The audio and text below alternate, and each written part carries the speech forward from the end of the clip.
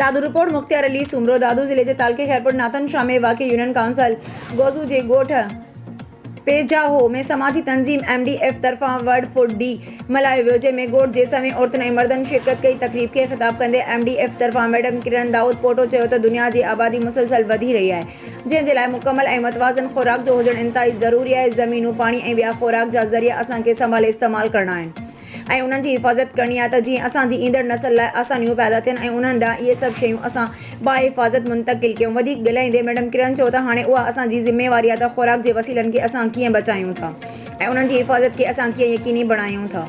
उन लाइ सभ खां पहिरियां पाणीअ जूं ज़ियान ऐं फ़ज़ूल इस्तेमालु रोकणो पवंदो। पंहिंजी ज़मीनुनि खे फील्ड इरीगेशन खां बचाए उन खे ड्रिप इरीगेशन या ॿियनि जदीद तरीक़नि तरफ़ खणी अचूं ऐं घटि पाणी ते वधीक पैदावार ॾींदड़ ॿिजनि जी चूंड करियूं ऐं घरेलू सतह ते घर जे अङण ते असांखे सब्जियूं पोखणु खपनि त जीअं असांखे हर वक़्तु घटि ख़र्च ते ताज़ी सब्ज़ी मिले ऐं असांजा पैसा बि बचनि।